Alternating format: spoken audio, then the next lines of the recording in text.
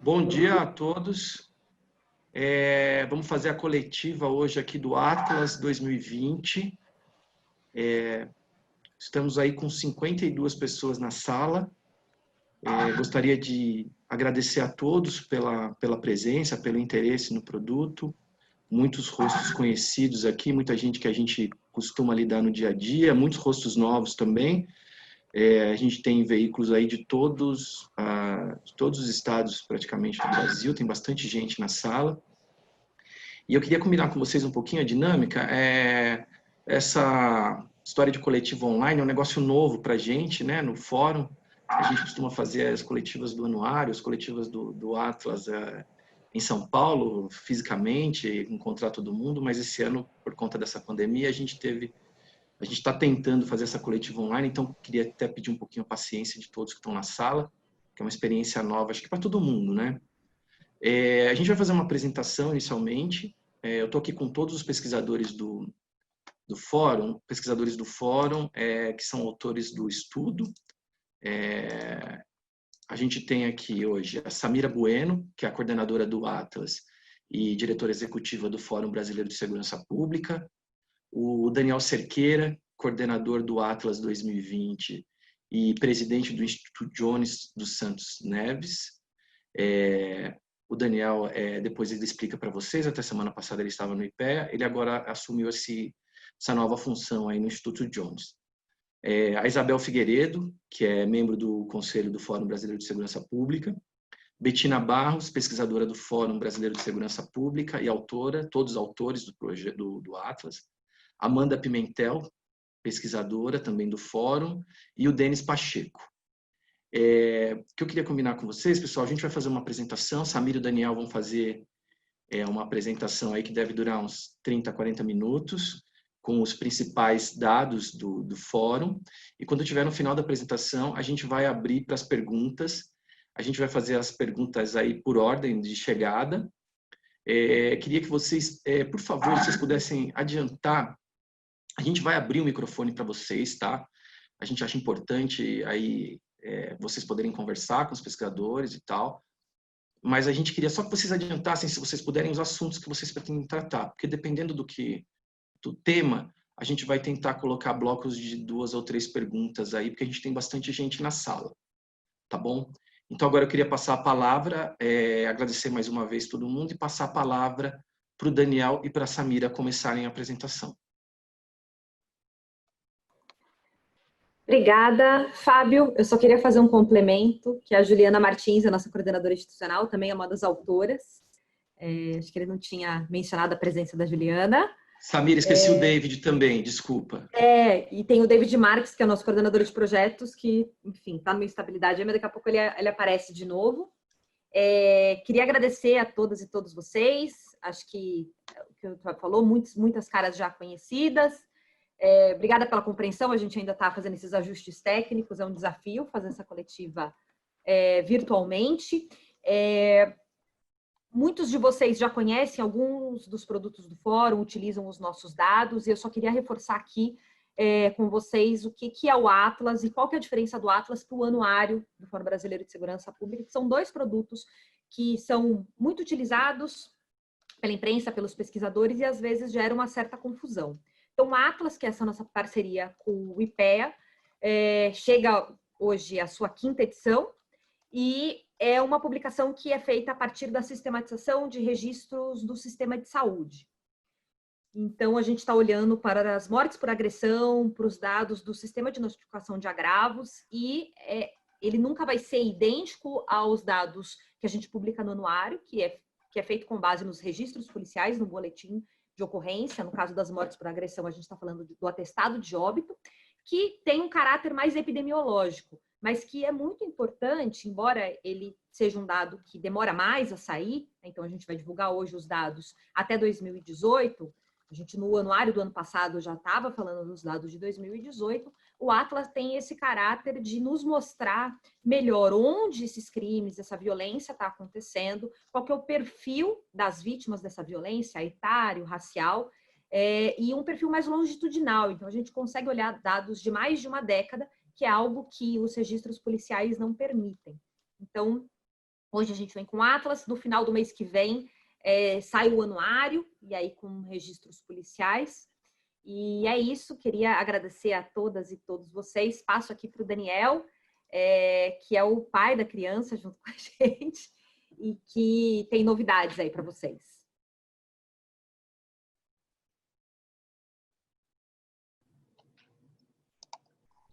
Obrigado, Samira. Bom dia a todos e todas. É uma felicidade estar com vocês aqui, receber a todos, sabendo desse interesse pelo produto, pelo Atlas da Violência. Como a Samira falou, o Atlas, nós estamos fazendo aniversário de 5 anos, apesar de que a gente já produzia coisas parecidas com essas, mas não sob a denominação de Atlas, mas já há 20 anos, né? E de 5 anos para cá a gente tem produzido geralmente 2 documentos por ano do Atlas. Esse ano já lançamos o Atlas da Violência no Campo no Brasil, que foi um trabalho pioneiro, e agora estamos lançando o Atlas 2020. E aí tem uma novidade, como o Fábio já falou, até a semana passada, muitos de vocês já me conheciam como pesquisador do IPEA, e eu fui cedido pelo governo federal, agora assumi a presidência, a diretoria-presidência do Instituto Jones dos Santos Neves, que é o Instituto de Pesquisa do Governo do Estado do Espírito Santo. Então, eu estou aqui e recebi essa missão do presidente do Fórum de divulgar, junto com a Samira, o documento, porque esse trabalho foi feito todo no IPEA, né? Mas tem uma novidade também, que essa parceria IPEA, Fórum Brasileiro de Segurança Pública, deu frutos. E agora nós vamos ter uma trinca, né? Porque o Instituto Jones dos Santos Neves também será um parceiro doravante para esses trabalhos aí que a gente desenvolve, né? Então, sem mais delongas, vamos começar a nossa análise, a apresentação, que pode já botar na tela.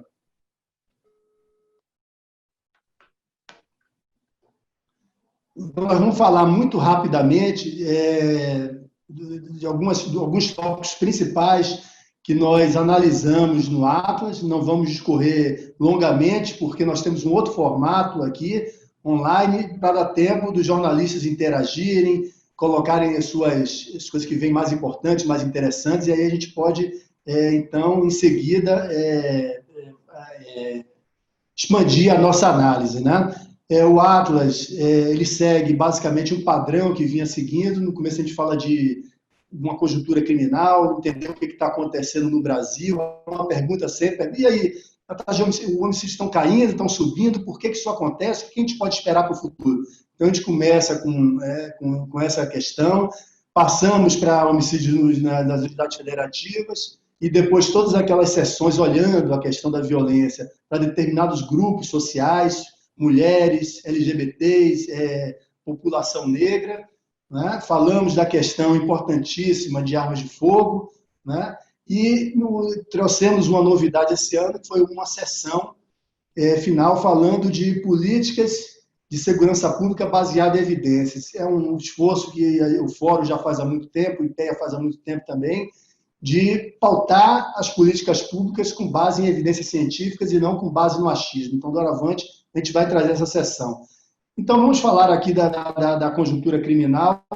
Em 2018, e esse é o último dado, como a Samira bem falou, que nós obtivemos do Ministério da Saúde, né, nós percebemos um aumento, pode passar, por favor, um aumento, ou melhor, uma diminuição de 12% na taxa de homicídio no Brasil, que depois de um crescimento grande da taxa de homicídio nos últimos anos, houve essa redução nos últimos anos, né, em que computou-se 57.956 homicídios no país nesse ano, e que corresponde a uma taxa de 27,8 por 100 mil habitantes, né? Uma coisa que nos fica a pergunta, por que caiu, por que diminuíram os homicídios? E a gente já no Atlas do ano passado, a gente já anunciava que havia uma tendência gradativa de diminuição de homicídios nas unidades federativas. Essa tendência gradativa de diminuição de homicídios tinha a ver, segundo nossa perspectiva, com 3 elementos, né? Primeiro, com a questão de uma mudança demográfica, que nós estamos caminhando a passos largos para o envelhecimento da população, e isso está ajudando a diminuir a taxa de homicídios. O segundo ponto é o Estatuto do Desarmamento, que ajudou a salvar vidas e a frear o crescimento da violência armada no país, né? E o terceiro ponto é a disseminação de várias políticas qualificadas de segurança pública em vários estados, e aí a gente pode citar o primeiro exemplo de Pernambuco, do Pacto pela Vida, na Paraíba, no Espírito Santo e em outros lugares também. Né? Uma questão que caminhava no sentido oposto da redução de homicídios em 2016 e 2017 foi a guerra das facções criminosas, sobretudo pelo controle do tráfico internacional de drogas no Alto do Juruá, Solimões, indo para o Nordeste. Então, a violência explodiu naquelas regiões e, ainda que houvesse essa diminuição gradativa de homicídios na maior parte do país, quando a gente olhava a taxa agregada, a gente via um aumento. Um aumento por quê? Porque cresceram muitos homicídios naquelas regiões. Ora, em 2018, começou a haver um armistício nessa guerra das facções criminosas, porque uma guerra sem vencedores a priori claros, ela ocasionada por muito tempo, isso é inviável economicamente. Então, em 2018, houve uma espécie de um armistício velado ou não entre as facções criminosas, e exatamente em 2018 a gente vai ver aí que os lugares onde mais diminuíram homicídios foram aqueles que mais tinham aumentado em 2016 e 2017, que eram onde essas guerras estavam acontecendo com maior intensidade. Então, essa aqui é a evolução do gráfico do Brasil, da taxa e do número de homicídios, mostrando essa grande queda em 2018. Né? Por favor, o próximo. E aí nós mostramos que essa queda já vinha acontecendo em outras regiões, a menos do Norte e Nordeste, e a gente vê que a novidade em 2018 é a queda de homicídios com grande intensidade no Nordeste e no Norte, essas regiões onde estava havendo essa guerra das facções criminosas. Né? Por favor. E um terceiro elemento, né? Então, fechando essa parte daqui, que explica essa queda mais acentuada em 2018, além das questões que já vinham dos anos anteriores, que tem a ver com o envelhecimento populacional, com o Estatuto do Desarmamento, com as políticas qualificadas de segurança pública e também, como nós explicamos, o armistício das guerras das facções criminosas em 2018, houve um fato que a gente tem que chamar muita atenção, que foi uma piora na qualidade dos dados de mortalidade do Ministério da Saúde em alguns estados, sobretudo em São Paulo e na Bahia. Então, a qualidade dos dados no estado de São Paulo piorou, deteriorou absurdamente. Nós vamos analisar esse caso ao final, vai ser o último ponto aqui da nossa fala, né? Mas é uma situação que coloca em dúvida a taxa de homicídios que a gente observou em São Paulo e, em segundo plano, na Bahia também. Por outro lado, quais são as coisas que nós vemos, os elementos que nós vemos que podem recrudescer o aumento da violência em 2019, 2020 e daí para frente, né? Primeiro, é uma estabilidade nesse equilíbrio de paz e guerra entre as facções criminosas, né? Muitas vezes essas guerras elas começam por eventos pontuais dentro dos cárceres, né? Então é uma situação muito imprevisível. A qualquer momento, em qualquer estado, essa guerra ela pode recrudescer.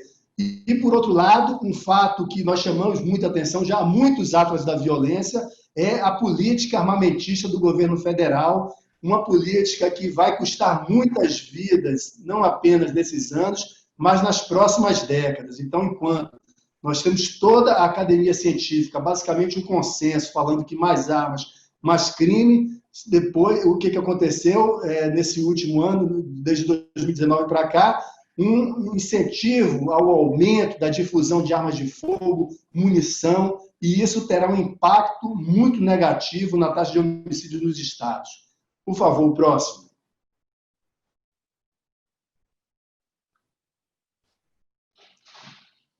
Pode passar a próxima transparência, por favor. Então, aqui a gente fala um pouquinho dessas taxas de homicídios por cada unidade federativa. Esse gráfico aí está falando da taxa de homicídios por unidade federativa em 2018, onde as áreas mais escuras são onde tem as maiores taxas e as mais claras as menores taxas.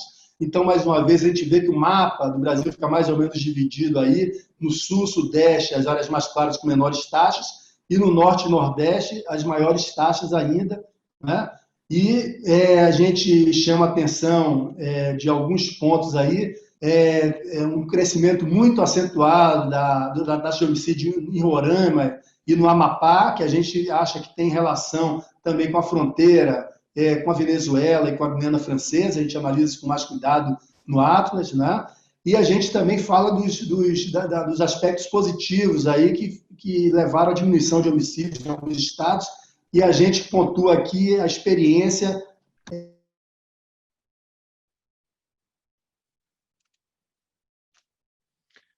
Daniel, seu microfone está desligado, por favor.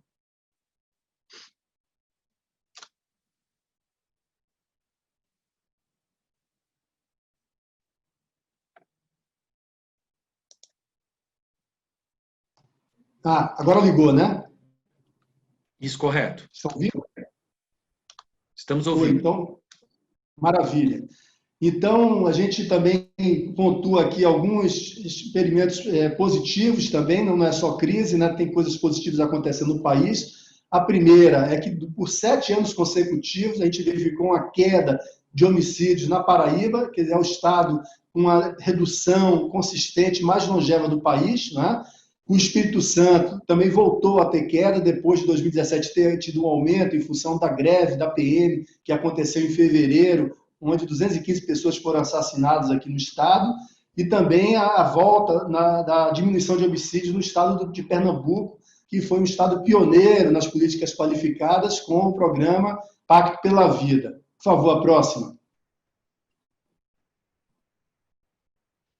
Então, aqui vamos entrar nessas análises de grupos populacionais e vamos começar com os jovens. Eu vou passar a palavra para a Samira, para ela falar aí, mas a gente trouxe uma novidade nessa sessão esse ano, né, que foi o Estatuto da Criança e Adolescente, que completou 30 anos, e nós especialmente fizemos uma análise sobre os avanços, retrocessos e desafios do Estatuto da Criança e Adolescente no Brasil, e essa questão de como que a gente vai completar o nosso processo civilizatório, que não pode ser feito de outra forma, senão protegendo as nossas crianças e adolescentes. E nesse ponto ainda falamos como que o Estatuto da Criança e Adolescente e depois o Estatuto do Desarmamento foram fundamentais para ajudar a proteger a nossa infância perdida. Mas eu passo a palavra a Samira e depois a gente volta a comentar alguns pontos aí. Então, Samira, está contigo a bola.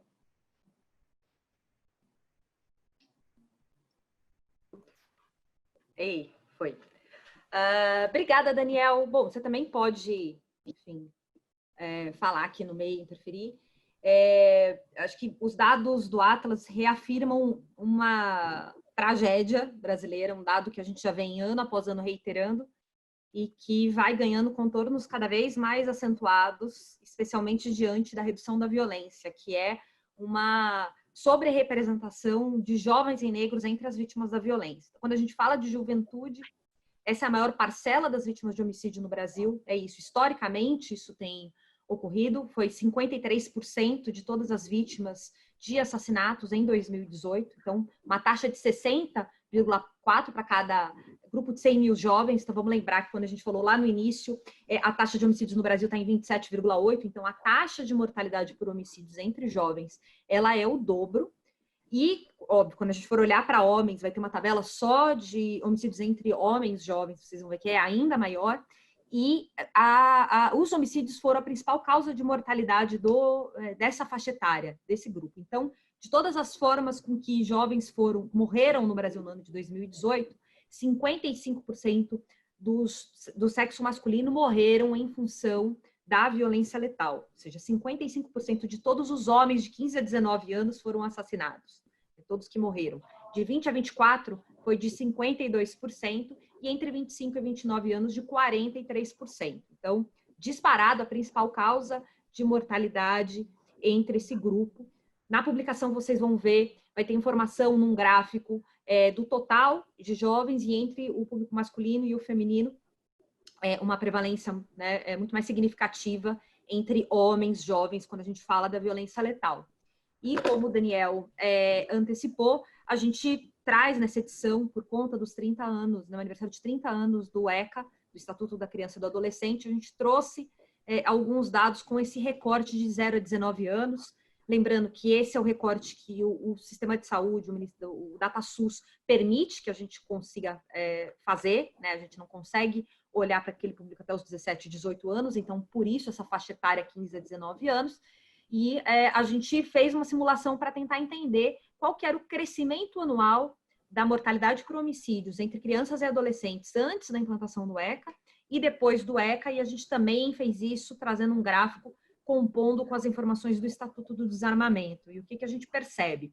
Que, embora a gente esteja diante de um crescimento significativo da violência letal no Brasil, desde a década de 80, e isso vem acontecendo de forma muito acelerada, tem um ano que cai um pouquinho, no ano seguinte volta a crescer, é o que a gente está vendo agora, né?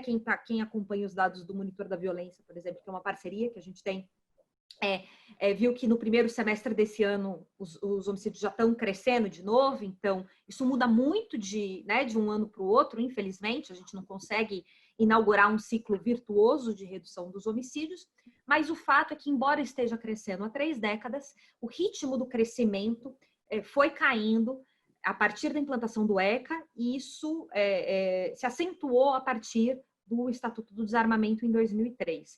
Então, por exemplo, na faixa de 0 a 9 anos até 91, né, e aí 91 vai ser o primeiro ano de implementação inteiro do ECA, o ritmo de crescimento nessa faixa etária dos homicídios, da violência letal, entre crianças era de 2,8% ao ano, depois do ECA cresceu 1,2% ao ano. De 10 a 14 anos, era de 8,1% ao ano o crescimento da taxa média anual de homicídios, e esse crescimento caiu para 1,6% depois do ECA. De 15 a 19 anos, o crescimento, que era o maior, né, nessa faixa etária se dava o maior crescimento, de 8,3% ao ano na taxa, nessa faixa etária, caiu para 2,6% ao ano. Então, de 0 a 19 anos, praticamente caiu pela metade. O crescimento, que até 91 era de 7,8%, caiu para 3,1%. Então, a gente sabe que a gente tem desafios na implementação do ECA, que essa é uma política que o Brasil ainda não conseguiu efetivar de forma plena, mas que ela tem a sua contribuição, assim como o Estatuto do Desarmamento. A gente vai falar um pouquinho mais sobre os dados de armas e aí a gente pode retomar esse ponto. Pode passar, Zé. Esse é o gráfico com a diferença, né, dos óbitos causados por homicídio por faixa etária entre homens e mulheres. Fica à vontade, Daniel. Não, só queria fazer só um adendo, um comentário aí, né? Que a gente, olhando de 1980 a 2018, o que a gente observou? Foram 265 mil crianças assassinadas no Brasil. Então, isso é uma barbárie. É um número muito chocante, é um número que nos leva a repensar o país. Não é? A gente tem algo errado aí quando a gente mata 265 mil das nossas crianças. Né? E uma coisa que aconteceu, como a Samira falou, né? 2 coisas interessantes que ajudaram a frear um pouco essa barbárie foram o ECA e foram o Estatuto do Desarmamento. Então, só um outro número que eu gosto de pontuar, Samira, por favor, eu passo a palavra depois para ti novamente. Mas, assim, antes do ECA, quando a gente vai olhar da violência armada, né, a taxa de homicídio anual crescia a incríveis 9,4% a cada ano. Aí, depois do ECA, mas antes do Estatuto do Desarmamento, ou seja, de 91 e 2003, essa taxa, esse ritmo de crescimento dos homicídios de crianças diminuiu para 4,9% ao ano. E depois do Estatuto do Desarmamento, o ritmo de crescimento foi de 1,7% ao ano. Ou seja, quando a gente compara antes dos estatutos e depois dos estatutos, a morte por violência armada de nossas crianças caiu a 1/5 do que era antes. Né? E, no entanto, nós estamos desconstruindo parte dessa peça agora com o desmantelamento do Estatuto do Desarmamento, né? E com um debate que começou a surgir na sociedade também, com preconceitos contra o Estatuto da Criança e Adolescente. Então, por favor, Samira, era só uma observação. Pode passar, Zé. Aqui a gente tem um gráfico com a taxa de homicídios de homens jovens por grupo de 100 mil. Então, vamos lá, de novo. A taxa média nacional de homicídios está em 27,8%. Ela é o dobro quando a gente fala do público jovem. Quando a gente fala dos homens jovens, Em Roraima, por exemplo, ela chega a impressionantes 258 por grupo de 100 mil homens jovens. No Rio Grande do Norte, 226. Vocês percebem a disparidade quando a gente está olhando para esse público e o quanto ele tem sido vitimado pela violência. É uma geração inteira que a gente está matando, né? E que não nos sensibiliza, infelizmente. É algo que vai passando, são sujeitos descartáveis que muitas vezes não nos mobilizam como deveria. Pode passar, Zé, que acho que o próximo já é sobre raça. Aqui a variação, né, também entre 2017 e 2018. Então, a gente percebe que tem 3 estados só que apresentaram crescimento da taxa de homicídios de jovens: Roraima, Amapá e Rio de Janeiro. E todos os outros estados tiveram alguma redução no período. Lembrando que a gente teve uma redução nos assassinatos entre 2017 e 2018. Então, só Roraima, Amapá e Rio de Janeiro apresentaram o crescimento nesse grupo etário entre homens. Daniel, eu acho que era esse gráfico que você estava citando na sua fala, se você quiser comentar mais um pouco.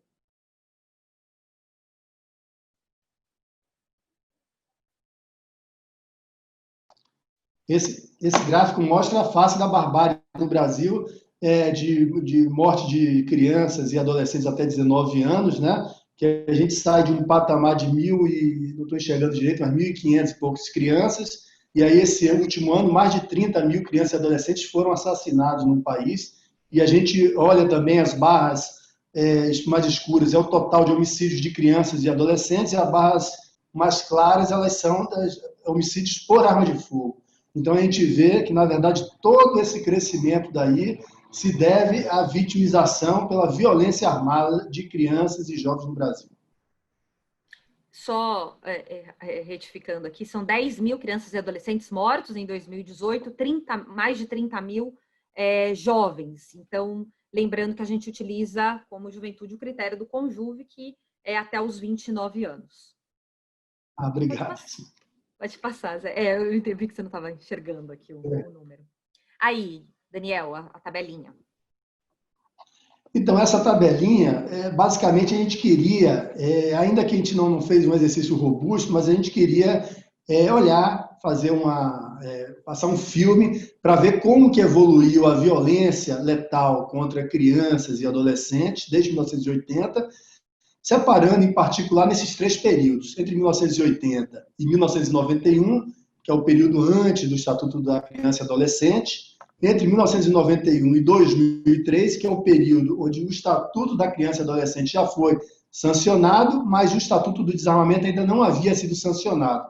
E a partir de 2003, quando esses 2 estatutos estavam em vigor. Como os períodos, o número de anos são diferentes nesses 3 períodos, a gente calculou uma taxa média de crescimento anual da violência. Então, essa tabela traz 3 grupos de linhas, que é a taxa de homicídios, a outra a taxa de homicídios por arma de fogo e a outra a taxa de homicídios por outros meios que não arma de fogo. E olhamos a evolução dessas taxas ao longo desses 3 períodos para esses segmentos de idade, de 0 a 9 anos, de 10 a 14, 15 a 19, 0 a 19.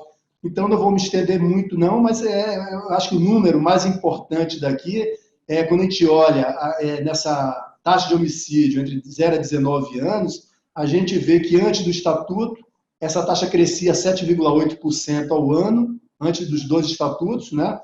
E depois do Estatuto do Desarmamento, ela cresce a 1,7%. Essa queda, ela se dá de forma mais pronunciada exatamente na taxa de homicídios por arma de fogo. Antes do Estatuto, ela crescia 9,4% ao ano. Depois do Estatuto da Criança e Adolescente e depois do Estatuto do Desarmamento, ela cresce a 1,9% ao ano. Então, com calma, os senhores podem analisar com cuidado mais detalhes essa tabela, mas eu acho que esses são os indicadores mais interessantes que eu vejo aqui. Pode pegar a palavra, Samir. Pode passar, Zé. Estou preocupada com o horário para deixar... Daniel, não quer falar desse também, que é o de armas? Então eu falo. Esse daqui mais uma vez, trazendo uma sugestão de como foi importante o Estatuto do Desarmamento para frear a escalada da violência armada no Brasil, né? Nós temos estudos científicos mostrando causalidade. vários autores, meu, mas de outros colegas da academia científica.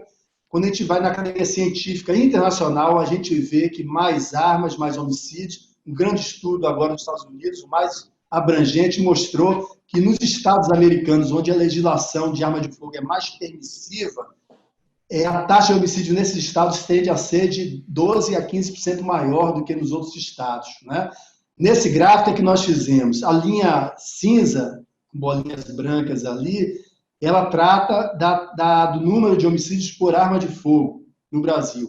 A linha azul, taxa de homicídios por outros meios que não arma de fogo. E aí nós fizemos várias simulações. Ele é o seguinte, aquela linha em 2003 ali é o Estatuto de Desarmamento. Então a gente pensou o seguinte, os dados observados continuam naquela linha cinza, mas a gente fez algumas simulações dizendo o seguinte, e se a taxa de homicídio crescesse numa média dos últimos 3 anos, dos últimos 10 anos, na média do período todo, desde 1980 para frente? E se a gente extrapolasse isso, para onde é que iria a taxa de homicídio no Brasil? A gente vê que qualquer hipótese que a gente faça, a gente chega nessas linhas aqui, que uma está tão em cima da outra que a gente nem consegue enxergar essas várias hipóteses, mostrando o seguinte, que se a gente viesse trilhando um aumento dos homicídios por arma de fogo no Brasil, como acontecia antes de 2003, a taxa, o número e a taxa de homicídio no país seria significativamente maior do que aquela observada. Quando nós fizemos a mesma simulação para homicídios por outros meios, a gente vê que a extrapolação do passado, ela mais ou menos acerta o futuro. Então, algo aconteceu em 2003 que mudou a taxa de homicídio apenas por armas de fogo e não morte por outros meios. E que coisa foi essa? Foi o Estatuto do Desarmamento que, lamentavelmente, estamos desestruturando, estamos enterrando nesse momento aqui no país. E seria interessante depois a Isabel falar um pouquinho, que isso aí é uma coisa de interesse dos jornalistas, sobre as mudanças legislativas que vêm acontecendo desde 2009, que fez aumentar a prevalência de armas de fogo, a prevalência de munição e que desestruturou qualquer possibilidade de rastreamento de munição utilizadas em crimes por criminosos, por milicianos, por grupos criminosos. Então, a Isabel seria interessante ela falar um pouquinho disso. E esse gráfico aí simplesmente está falando exatamente da proporção dos homicídios por arma de fogo e por outros meios. E a gente vê o seguinte, se a gente fosse analisar com cuidado, a gente vai ver que os estados com maior taxa de homicídio são aqueles em que a proporção de homicídios por arma de fogo é maior. Então, nos lugares onde tem mais armas, mais homicídios.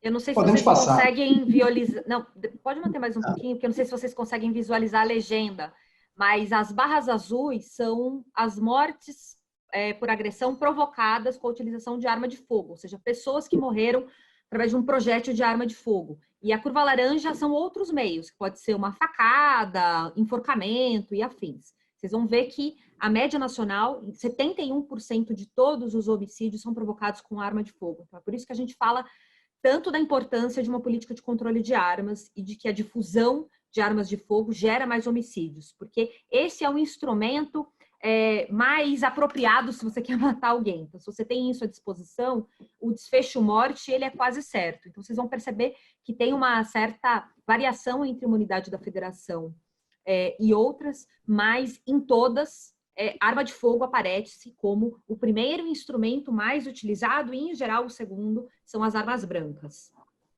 Pode passar. Só um comentário, Samira, ainda que você me fez, fazendo esse comentário me lembrou.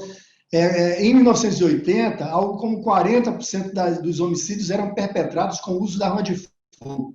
Esse era um padrão, um pouco acima do padrão europeu, e era equivalente ao padrão de vários países da América Latina. Em 2003, ano do Estatuto do Desarmamento, esse índice chegou a 71, alguma coisa por cento. Então, 71% dos homicídios em 2003 eram perpetrados por arma de fogo. A gente conseguiu manter esse índice exatamente igual até agora. Então, nós vamos ver doravante, com essa política armamentista, o que isso vai suscitar. O próximo também é um pouco sobre isso, Daniel, com aqueles percentuais. Não. É isso. O próximo acho que já é sobre a questão racial. Pode passar, Zé.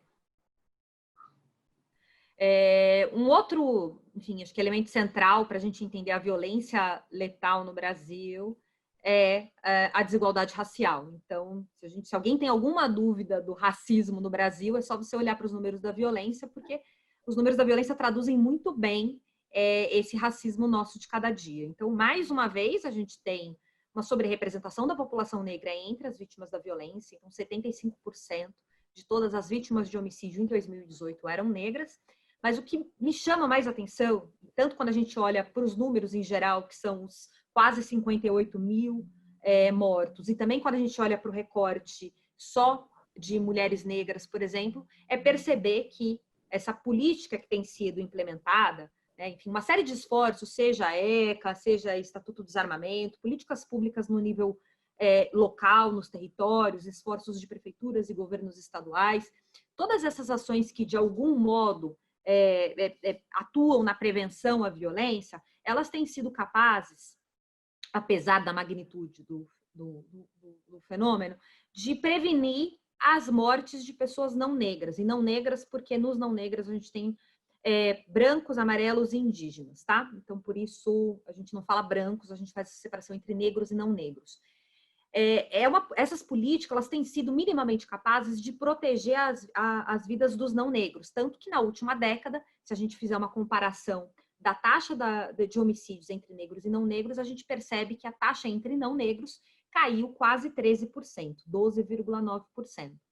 Porém, quando a gente olha especificamente para a taxa de homicídios da população negra, no mesmo período, no mesmo país, ela cresceu 11,5%. Então, veja, é como se a gente estivesse falando de países diferentes, de territórios diferentes, porque tamanha a disparidade quando a gente olha para o fenômeno da violência segmentando entre negros e não negros.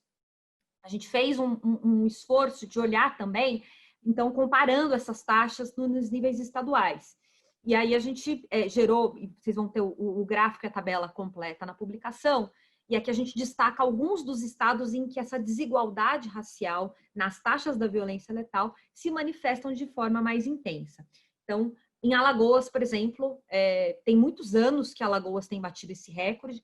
Para cada pessoa não negra que foi vítima de homicídio em 2018, morreram 17 negros vítimas de homicídio. Na Paraíba, para cada não negro vítima de homicídio, morreram 8,9 negros. Em Sergipe, para cada não negro, morreram assassinados 5,1 negros. No Ceará, para cada não negro, morreram 4,7 negros. Então, a média nacional é 2,7. Então, a gente está dizendo que, para cada pessoa não negra assassinada no Brasil, em 2018, quase 3 negros morreram por conta da violência. Então, isso nos ajuda a traduzir em números esse enorme abismo que existe entre a população negra e a população não negra e entender um pouco melhor como esse racismo se manifesta e o quanto nós estamos completamente dessensibilizados por isso. Vamos pensar no que está acontecendo. Todos devem ter visto que ontem o Milwaukee Bucks se recusou a entrar em quadra por conta de mais um episódio de violência policial contra um negro. Isso aconteceu no estado de Wisconsin, uma cidade pertinho de Milwaukee, e a gente percebe, por exemplo, grandes esportistas da NBA assumindo essa pauta como uma pauta política, assumindo a importância desse debate antirracista como um debate urgente. Então, acho que a gente tem ainda um enorme esforço no Brasil de conseguir fazer com que esse tema se torne a prioridade que está se tornando, por exemplo, hoje nos Estados Unidos. Pode passar, Zé. Aqui a gente tem a série histórica dos 10 anos de taxa de homicídio entre a população negra e a população não negra. Então, a curva laranja, que é a de baixo, que é a menor, é a taxa de homicídios entre não negros, que no último ano foi de 13,9 para cada grupo de 100 mil pessoas não negras. E quando a gente olha para a taxa de negros, lembrando que negros aqui é o critério do IBGE, é a soma de pretos e pardos. A taxa foi de 37,8 no período, mas vocês percebem que ao longo dos últimos 30 anos, dos últimos 10 anos, desculpa, a gente tem essa diferença que foi se acentuando ao longo do período. Então, se a gente conseguiu minimamente reduzir a violência letal no Brasil, essa violência, essa redução, ela só aconteceu por uma camada da população e não para todo mundo. Pode passar. O mesmo quando a gente vai falar das mulheres negras, né? Quando a gente fala de mulheres, acho que tem todo um esforço da gente olhar para a violência letal contra mulheres, distinguindo da violência letal contra homens, porque boa parte das mulheres elas são vítimas dentro de suas próprias residências, elas morrem em decorrência de violência doméstica, mas não todas. Mas o fato é que, seja qual for o recorte que a gente assuma quando a gente fala da violência de gênero contra meninas e mulheres, esse recorte também se destacam as mulheres negras. A gente teve uma pequena redução no último ano, foram 4.519 mulheres assassinadas em 2018, uma taxa de 4,3 por 100 mil mulheres. Na verdade, essa pequena redução, ela, no ano seguinte, ela acaba se traduzindo num pequeno aumento. Esses dados eles não têm oscilado de forma muito significativa. O que oscila é a cor da mulher que está sendo assassinada. Então, assim como eu relatei no slide anterior, falando da violência letal como um todo, entre as 58 mil vítimas de homicídio, o mesmo acontece entre as mulheres negras. Então, entre as mulheres negras, a gente teve um aumento de 12,4% nos homicídios na última década, e entre as não negras, uma redução de 11,7%. Então, que políticas públicas são essas que a gente está implementando que protegem as mulheres não negras, mas não são capazes de proteger essa mulher negra? Então, isso dá um total de uma mulher assassinada a cada 2 horas no Brasil. Esse número é muito alto. Quando a gente olha os 58 mil, parece que 4.519 mulheres assassinadas não é tanto, mas é muito. O Brasil, infelizmente, tem estado em todos os rankings, ano após ano, entre um dos países que mais mata mulheres. E os dados da saúde reafirmam dados que a gente tem analisado também na segurança pública, desse altíssimo número de mulheres assassinadas no Brasil. Pode passar. Aqui a gente trouxe a taxa da violência letal contra mulheres por unidade da federação, para vocês entenderem também o quanto isso é díspare, a diferença entre um estado e outro. Então, enquanto a taxa nacional ela é de 4,3 para o grupo de 100 mil mulheres, em Roraima, por exemplo, ela chega a 20 para o grupo de 100 mil mulheres, ou seja, em Roraima, a taxa de mortalidade de mulheres por homicídio é 5 vezes maior do que a média nacional. O segundo estado com a maior proporção, com a maior taxa é o Ceará, com 10 para o grupo de 100 mil.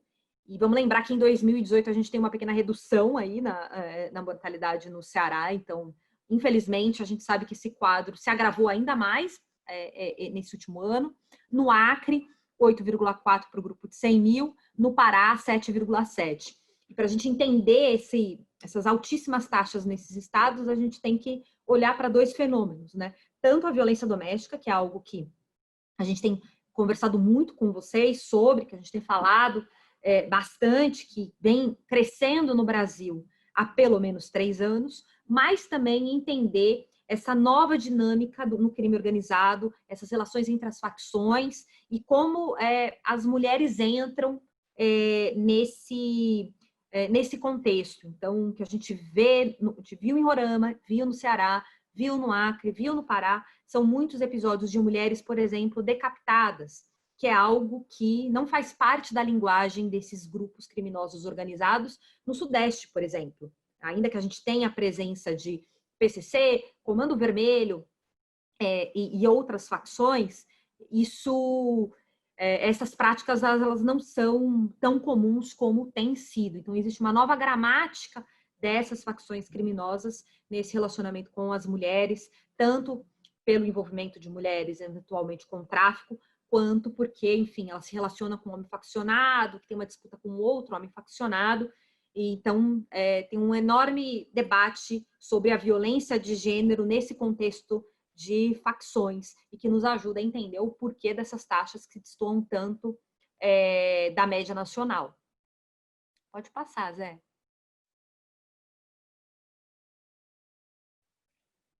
Aqui a taxa também na última década, por raça-cor. Então, o azul claro embaixo é a taxa de mortalidade das mulheres não negras e o azul mais escuro na parte de cima é a taxa de mortalidade de mulheres negras. Vocês vão perceber também que essa é uma outra curva que foi se afastando ao longo do tempo. Então, no início, as taxas eram mais próximas, a taxa de mulheres, de mortalidade de mulheres não negras era de 3,2, entre mulheres negras de 4,6, e no último ano a taxa de mulheres não negras caiu para 2,8 e a de mulheres negras subiu para 5,2. Então, esse alargamento, essa distância entre as duas linhas mostra o quanto a disparidade, a desigualdade racial foi se acentuando ao invés de reduzir ao longo da última década.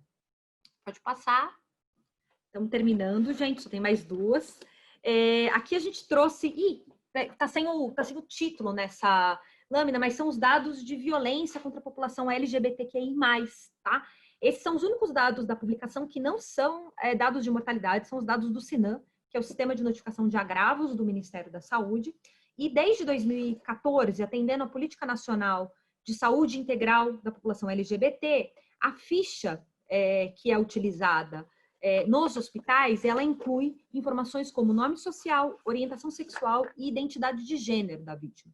Como todos esses episódios de violência são de notificação compulsória, ou seja, uma pessoa que chegou num hospital, público ou privado, se ela sofreu algum tipo de violência, essa ficha ela tem que ser preenchida e esses dados têm que ser informados para o Ministério da Saúde. Então, hoje a gente consegue estimar minimamente a violência contra a população LGBT QI+. Vejam, isso é muito recente, então a inclusão desses campos se deu em outubro de 2014. Então, desde 2015 que a gente começa a ter uma série com dados da violência contra esse grupo populacional, e esse é um dado que ainda é muito precário, não só quando a gente fala da violência contra LGBT, mas do SINAM como um todo. Então, para vocês terem uma ideia, quando a gente publica os dados do anuário de estupro, na última edição a gente estava falando em 65 mil estupros registrados, ou seja, boletins de ocorrência, porque vítimas de estupro foram até uma delegacia e fizeram esse registro. Quando a gente olha os dados do SINAM para violência sexual no mesmo ano, a gente encontra pouco mais de 23 mil casos, ou seja, praticamente um terço do que a gente encontrou nos registros policiais. Não é factível pensar que uma vítima de violência sexual foi até uma delegacia da polícia e não foi até um hospital. Isso, na verdade, revela que o SINAM é um sistema que ainda exige muitos esforços para garantir que ele tenha representação nacional. A gente tem uma série de problemas de registros nos municípios, a gente tem uma dificuldade de fazer com que muitos hospitais privados preencham essa ficha, mas o fato é que esses são os dados disponíveis e eles nos mostram, eu diria, a ponta do iceberg. Então, a gente tem que pensar nessas violências como um iceberg. Os dados do SINAM revelam que está naquela camada ali que a gente consegue ver que está acima do mar, mas embaixo tem um tanto de coisas que a gente ainda não consegue olhar. Acho que essa é uma boa definição para a gente entender a violência contra a população LGBT. A gente percebe que de 2017 a 2018 a gente teve um aumento de 19,8% em todos os tipos de violência que são ali classificados e se a gente for segmentar por alguns tipos de violência que tem mais registros, foi um crescimento de 7,4% nos casos de violência psicológica, de 10,9% nos casos de violência física, caiu 7,6% nos casos de tortura e cresceu 76,8% os outros tipos de violência que englobam uma série de situações violentas, inclusive a violência sexual para vítimas que se auto-intitulam lésbicas, bissexuais, transexuais, travestis e afins. E, por fim, são os dados de mortes por causa indeterminada. Daniel, você quer comentar?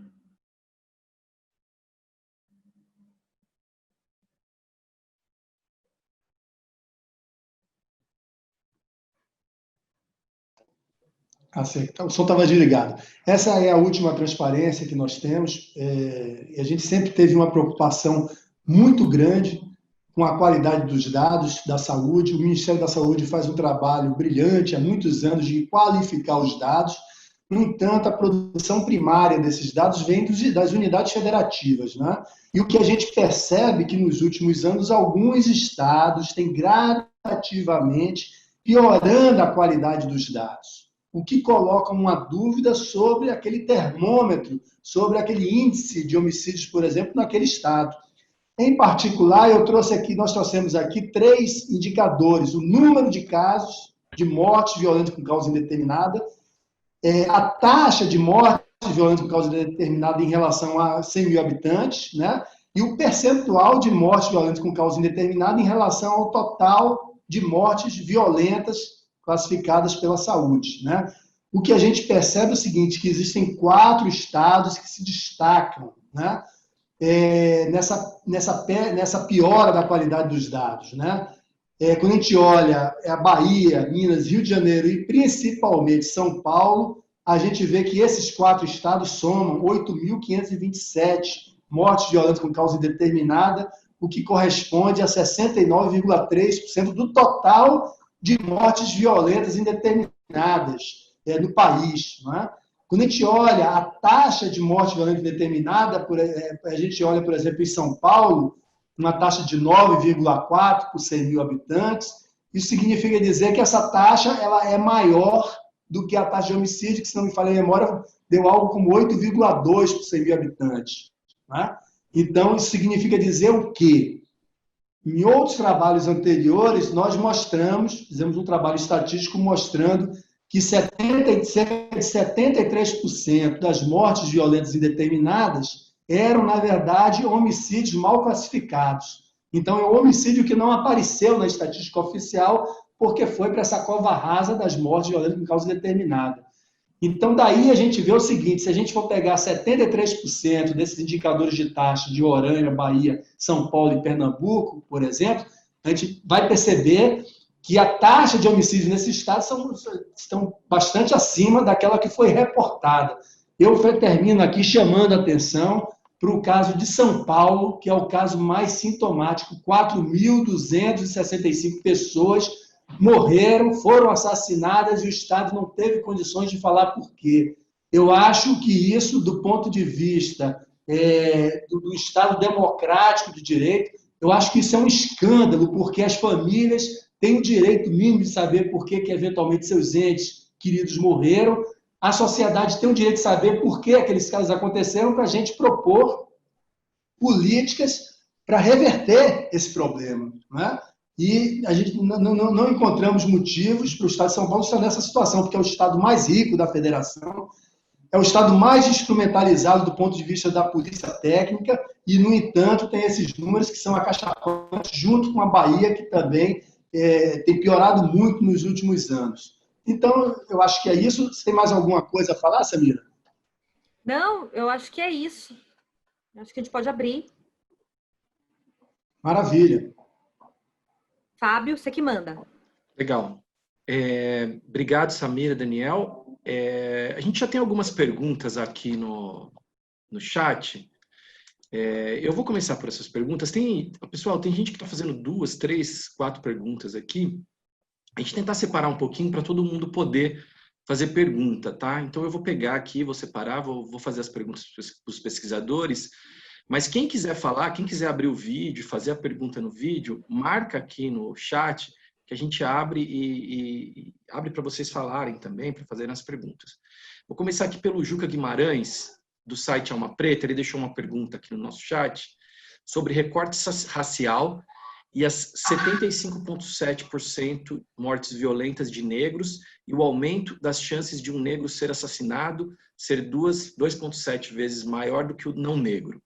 Ele também queria uma análise sobre o dado de 68% das mortes violentas de mulheres serem de mulheres negras. A taxa de homicídio das mulheres negras é 5,2 para cada 100 mil, muito maior do que 2,8 por 100 mil para não negras. Acho que o Denis e a Amanda podem comentar, né? Esses dados estão por aí? Denis, Amanda? Oi. Oi. Estão me ouvindo? Eu clico aqui para começar o vídeo? Ou por favor, Denis, pode sim. Ah, tá. Estou aparecendo, né? Sobre a pergunta do Juca, existe sim um aumento da desigualdade racial no risco de sofrer homicídio. a gente percebe que tem uma estabilidade, né, na taxa de homicídios de brancos e um crescimento ao longo dos últimos 10 anos na taxa de homicídio de negros. E isso faz com que o risco também aumente ao longo do tempo. Ele era cerca de 2 vezes maior, agora a gente está quase com 3 vezes maior chance de um negro ser assassinado do que uma pessoa branca, né? Então a gente percebe que ao longo desses últimos 10 anos, como a Samira falou, as políticas públicas implementadas não foram capazes de reduzir esse risco de letalidade contra pessoas negras, embora elas tenham reduzido contra brancos, né? Então a redução do risco de sofrer um homicídio por uma pessoa branca não implica na redução do risco de sofrer um homicídio de uma pessoa negra, e isso demonstra de forma muito latente como o racismo brasileiro funciona, né? Eu vou deixar a questão das mulheres negras para Amanda responder.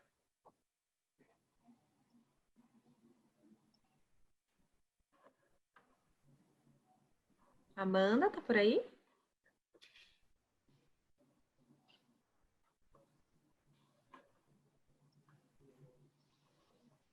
Amanda? Não tive sucesso. Juliana, quer responder?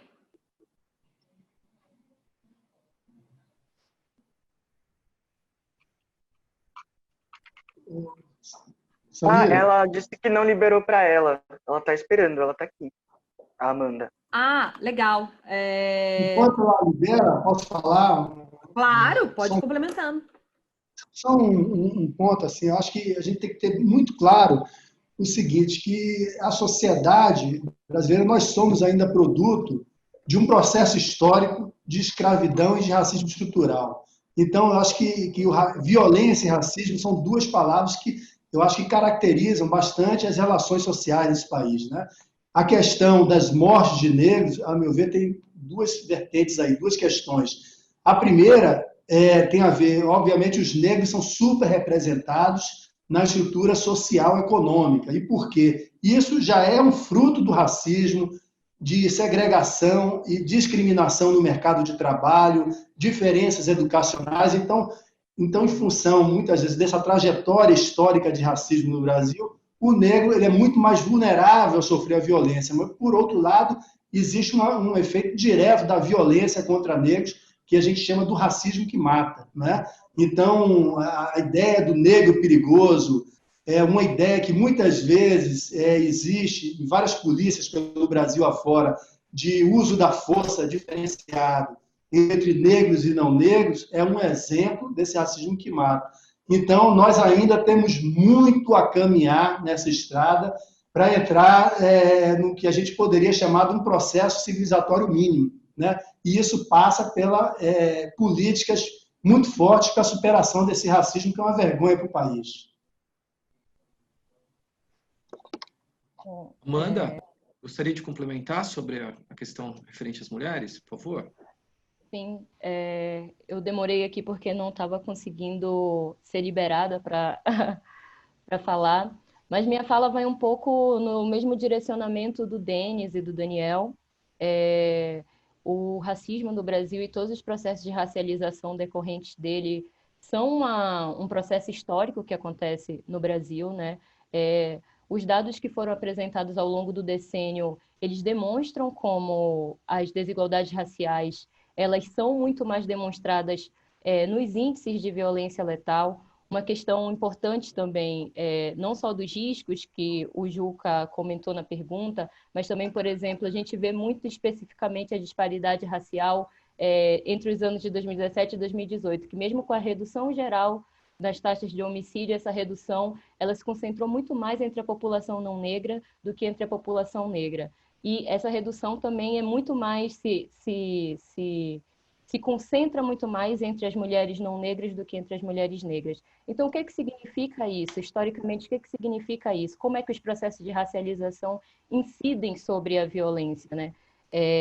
A raça, e ela, de fato, ela demonstra, principalmente nesses números, como ela é um critério extremamente importante para a gente entender os processos de vulnerabilidade no Brasil, em especial os processos de violência, e ainda mais, no caso dos homens, muito mais relacionada também à falta de acesso que a população negra, que os homens negros têm aos serviços, às políticas públicas. O negro no Brasil, ele sofre essa hipervulnerabilização, e a mulher negra uma tripla vulnerabilização, né? De gênero, de raça, de classe social, que expõe ela triplamente aos riscos que a nossa sociedade apresenta, né? Então, o que eu acredito que uma análise, né, desses números do racismo na questão da violência é a dupla e tripla exposição que homens negros e mulheres negras estão submetidas no Brasil, da falta de acesso que se tem desde o início da vida e que principalmente fica muito evidente nesses números da violência, quando o homem negro é muito relacionado à imagem do bandido, à imagem do criminoso, e a mulher negra historicamente sendo hipersexualizada e também estando sem o acesso a esses níveis de segurança e esses níveis básicos de vida. Obrigado, Amanda. Daniel, tem uma pergunta para você aqui, da Elaine Dalgobo, ela é do Espírito Santo. Ela está comentando aqui, ela está falando que você comentou sobre políticas de segurança do Espírito Santo que podem ter contribuído para a redução dos homicídios. Ela queria saber quais são essas políticas a que você se refere. A política que eu me refiro é o Estado presente, que foi implantado aqui em 2011, né? Até entre 1980 e 2011, né, a taxa de homicídios no Espírito Santo cresceu 2 vezes maior do que a taxa de crescimento no Brasil. Em 2011 foi implantado aqui o Estado presente, que foi uma política que também inspirada no Pacto pela Vida em Pernambuco, né, e que ela tinha 2 vertentes: o trabalho de qualificação policial, ou seja, ao invés de gastarmos os recursos prendendo todo mundo, prendendo o ladrão de galinha, vamos mirar nos grandes criminosos, nos homicidas contumazes, né? Isso com tecnologia, com investigação, com inteligência. E, por outro lado, uma política de focalização social nos territórios mais conflagrados. Aí temos aqui Terra Vermelha, aqui em Vila Velha, vários polígonos onde tinha muita violência, né?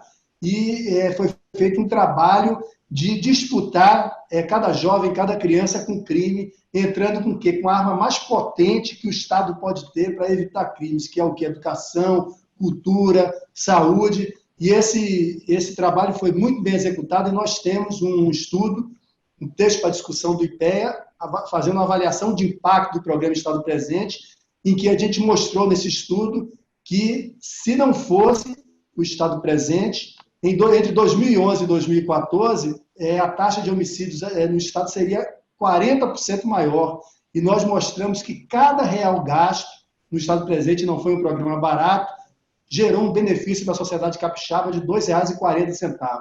E agora esse programa ele volta à tona, e como todo bom programa social, ele é fadado a ter que mudar. Por quê? Porque se ele é bom, ele vai resolver o problema vai mudar de gênese, ou vai mudar de direção. E o que nós estamos fazendo nesse momento no Estado é exatamente repensar como aperfeiçoar esse programa, seguindo cada jovem, cada criança, para evitar que eles sigam uma trajetória de crime. E, por outro lado, eles possam contribuir para a cidadania e para o produto social. Legal, Daniel. Tem aqui uma pergunta agora da Isabela Leite. A Isabela está querendo saber o que vocês destacariam nessa piora na qualidade dos dados apresentados por São Paulo e Bahia. Bom, posso falar? Basicamente, essa é uma agenda de pesquisas que a gente já vem há algum tempo, né? Então, a gente já teve um trabalho lá atrás, em que gerou uma questão lá no Rio de Janeiro, que o dado estava piorando muito, e o problema foi resolvido. Depois fizemos um outro trabalho para o Brasil, né? E a gente percebeu o seguinte, que existem várias razões para a deterioração dos dados. Ela pode ser fruto de uma falta de treinamento, falta de equipamento, de pessoal, por exemplo, quando uma morte acontece, se você não isola a área do crime, o policial mal treinado que ele não isola a área do crime, a chance de você elucidar o que aconteceu ali já diminui substantivamente, né? Então, tem todo um trabalho de qualificar as organizações que produzem informação. E tem uma outra questão que é importante, que é integrar e compartilhar os dados. Então, quando uma pessoa morre de morte violenta, quem, por lei, tem que expedir a declaração de óbito é o médico legista. Naquele momento, o médico legista, muitas vezes, não tem condições de saber se aquela morte foi uma morte natural ou se foi uma morte matada, ou foi um acidente ou um suicídio. E é aí que o compartilhamento de informação com outras agências do Estado é fundamental. E a saúde, a Secretaria de Saúde vai, então, junto à polícia, junto a familiares, para tentar resgatar essa informação, por que o cidadão morreu, né? Quando não há compartilhamento das informações, quando há caixinhas fechadas, a polícia para um lado, a saúde para outro, e as informações não são trocadas, isso significa dizer que a qualidade do dado ela fica comprometida. Eu acredito que o problema de São Paulo tem a ver exatamente com falta de compartilhamento de informações entre as agências, porque a gente sabe que o Estado de São Paulo tem uma estruturação muito boa, do ponto de vista da perícia técnica, da investigação de homicídios, né? Também a Secretaria de Saúde faz um trabalho bom, agora falta juntar esse povo daí para que a gente consiga ter um termômetro adequado para medir a morte violenta. Só um complemento, reforçando, porque essa coisa das mortes por causa indeterminada, às vezes ela pode parecer um pouco complexa, né? As mortes por causa indeterminada dentro do sistema de saúde, as mortes violentas, elas têm 4 possíveis denominações. Ou é um acidente, ou é um suicídio, ou é um homicídio, ou ela vai ter a causa indeterminada. Então, a causa indeterminada, eles não puderam afirmar se era um acidente, um suicídio ou um homicídio. Só para vocês entenderem que a quantidade de mortes que estão aí e que tem características de uma morte violenta e que estão passando sem nenhum tipo de qualificação e de notificação. Só para ter também um elemento, né? Em vários trabalhos também a gente destacou em algumas análises que a gente fez aí, né? Quando a gente abre essa morte violenta de causa indeterminada, tem uma parcela substancial de pessoas que foram encontradas na rua, foram mortas por arma de fogo, né? São pessoas de baixa escolaridade, então tem todo aquele perfil de homicídio, mas quando você vai olhar, ele foi enterrado na cova rasa das estatísticas, que é essa morte violenta indeterminada. A próxima pergunta é do Rubens Rodrigues, do jornal O Povo. O Ceará tem a segunda maior taxa de homicídios. Queria uma análise desses números em relação ao resto do país. Quais os recortes possíveis desses homicídios? Como se dá a influência das facções criminosas no número de vítimas? Isabel, você quer comentar essa? A Isabel conhece bastante do contexto do Ceará.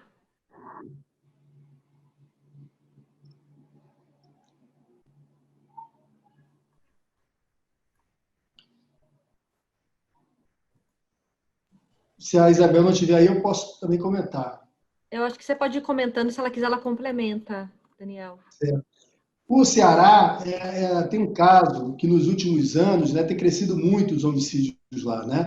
Claramente lá tem uma questão de guerra de facções que são guerras cíclicas, né? Então, quando a gente olha nos últimos 8 anos, mais ou menos, a gente vê um padrão em que há uma guerra das facções, aí a taxa de homicídio começa a cair, depois começa a diminuir, porque eles fazem um armistício, depois eles começam a guerra de novo. Então, nos últimos anos, já teve uns 3 ou 4 processos de guerra e armistício, né? E a política pública foi incapaz de atuar nesse campo para evitar, com inteligência, para evitar esse problema, né? E fazer também uma política mais acurada de prevenção social, unida com repressão qualificada, para identificar quem são esses autores, esses grupos de criminosos e cortar o vértice dessas cadeias criminais para que, eventualmente, isso não aconteça, não se repita no futuro. A Isabel entrou? Isabel, você quer complementar? Eu tinha caído aqui. Essa tecnologia às vezes me atrapalha ainda. Eu acho que a fala do Daniel ela é perfeita, né? Da questão cíclica lá, atualmente muito peculiar, Ceará, né? A gente tem essa questão das ações em outros estados também, mas acho que é uma marca muito específica desses últimos anos no Ceará. Acho que a gente tem políticas públicas de alguma forma sendo implementadas, mas por enquanto ainda com algumas limitações no sentido de conseguir resultados. E acho que mesmo que a gente esteja falando desses dados do Atlas, a gente já tem alguns dados desse ano que mostram de novo um recrudescimento, um aumento nos números lá, né? Então, de verdade, a gente tem aí uma política que ainda precisa ser melhor aprimorada, mas acho que nesse sentido também não dá deixar de dizer a falta que faz uma política nacional de segurança um pouco mais estruturada e um pouco mais presente, né? A gente continua não tendo a União assumindo a parte que lhe cabe de alguma forma nesse latifúndio aí todo da segurança pública, e isso também é uma causa bastante grave para a situação lá no Ceará. A próxima pergunta é do Luiz Adorno, do UOL. É uma pergunta direcionada ao pesquisador Denis Pacheco, do Fórum. Na sequência, tem uma pergunta do Juliano Dipp, da Band também. Eu queria colocar as duas juntas aqui. Eu acho que elas conversam entre si. De acordo com o Atlas, a chance de ser vítima de homicídios no Brasil é 74% maior para homens e negros e 64% maior para mulheres negras.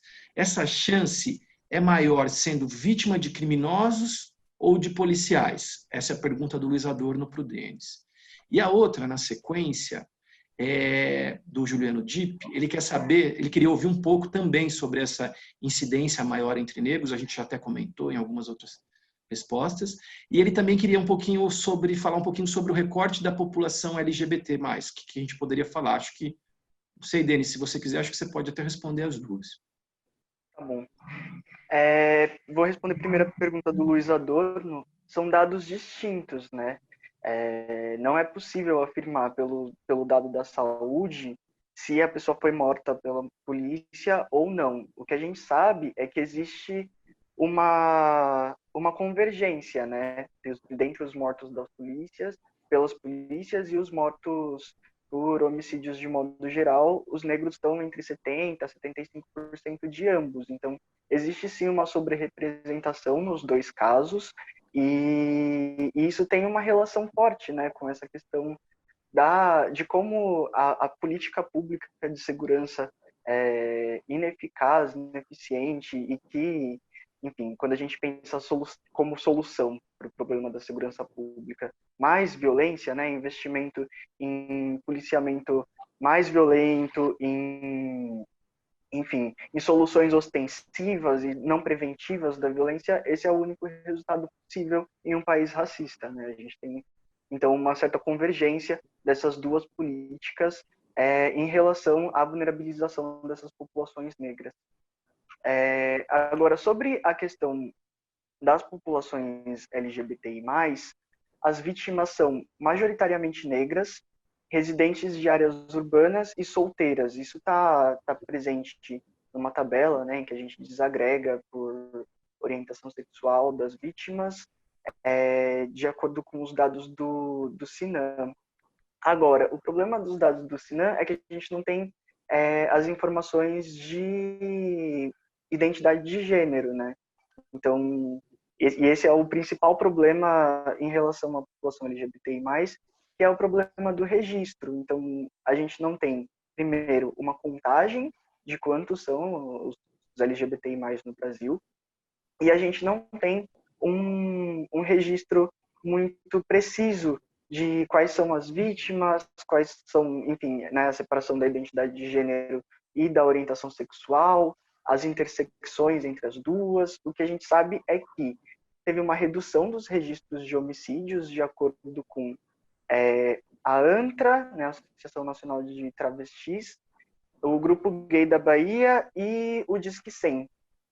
E, apesar disso, a gente teve uma ampliação da rede de atendimento de serviços especializados do Sinam, e isso acaba fazendo com que tenha um aumento desses registros que a gente viu na apresentação, né, de violência psicológica, violência física, tortura, apesar desse registro de redução dos homicídios de modo geral. E isso serve para sinalizar justamente a importância do registro, né, para a gente entender o que de fato está acontecendo, com essas populações e, a partir daí, poder pensar em política pública de prevenção à violência a esses grupos, de fato. Ô, Fábio, posso fazer só um adendo, que a gente, só para dizer, complementando isso aí que o Denis falou muito bem, é que a nossa motivação para botar esses dados de violência contra a população LGBTQI+, no Atlas, é exatamente de chamar a atenção da necessidade de a gente produzir informações minimamente qualificadas. Como muito bem o Denis falou, a gente não sabe qual é a população, qual é esse quantitativo da população LGBTQI+. A gente não sabe. Então, a gente, na verdade, coloca esses dados para chamar a atenção que isso é um problema que o país tem e que as organizações públicas têm que se esforçar mais para produzir informações. Então, IBGE, que tal a gente botar a informação de orientação sexual? Já tem raça, tem idade, tem outras características. A gente pode saber também a orientação sexual.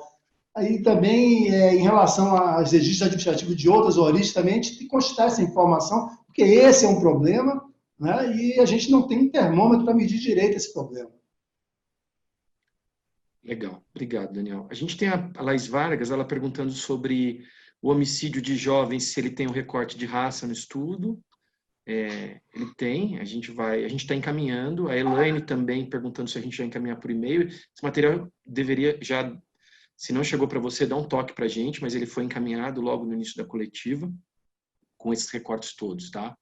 A Mariana, da Tribuna do Norte, ela coloca a seguinte questão. O Rio Grande do Norte apresenta a segunda maior taxa de homicídios de homens jovens do país. O que está provocando a morte desses jovens? Há relação com o fato de o Estado ter se consolidado como uma rota internacional para o tráfico de cocaína nos últimos anos?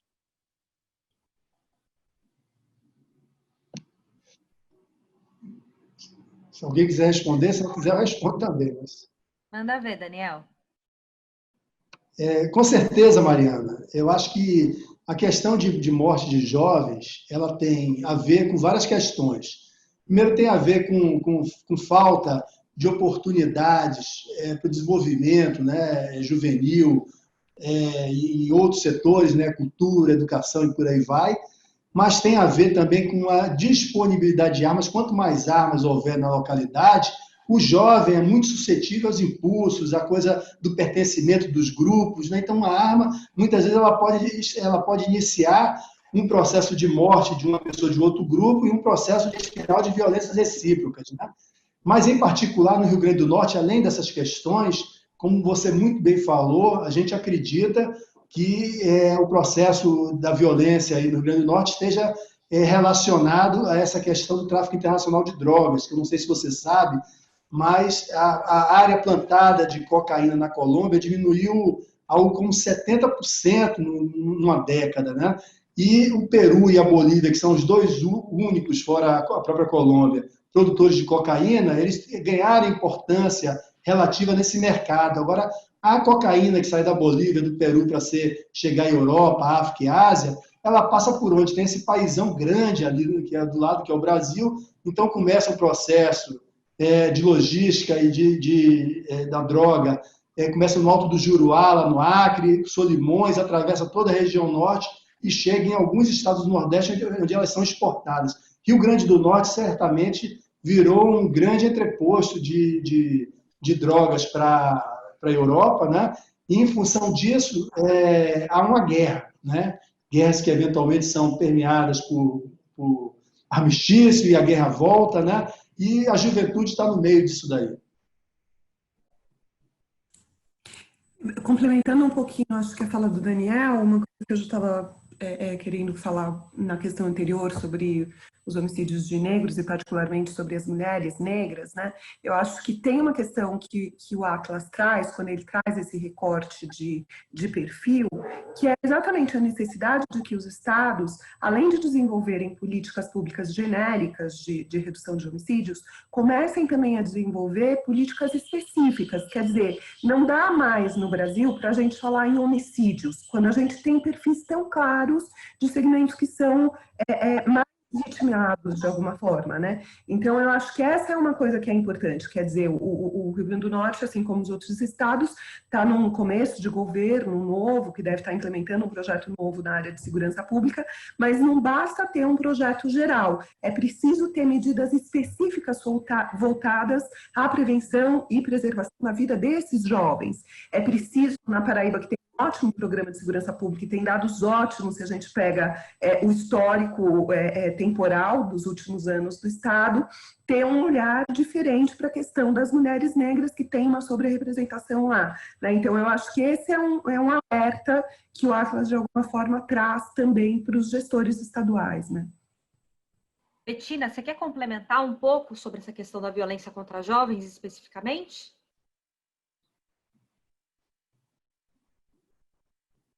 Eu acho que é um tema importante. Alguém precisa só me liberar a câmera.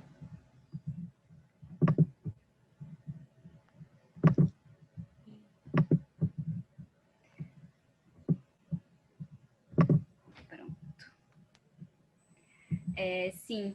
Não, eu acho que o que a gente pode complementar, trazendo um pouco também do que já foi falado na apresentação sobre a importância do Estatuto da Criança e do Adolescente nesse contexto, né? Então, ainda que o cenário seja muito difícil e muito preocupante justamente em relação a essa população de jovens, e especificamente em relação à população de homens jovens negros, o Estatuto teve alguma incidência nesse cenário, e aí a gente pode falar também de outros dados que melhoraram, como mortalidade infantil, próprio índice de escolaridade, mas a violência ainda é um dos pontos mais preocupantes que o Estatuto precisa colocar como, né, as políticas que o Estatuto estabelece precisam focar nesse ponto, justamente sobre jovens negros, já que ainda que a gente consiga algumas melhoras nessa população de homens de 15 a 19 anos, né? Então a porção mais jovem da juventude, que vai de 15 a 29, é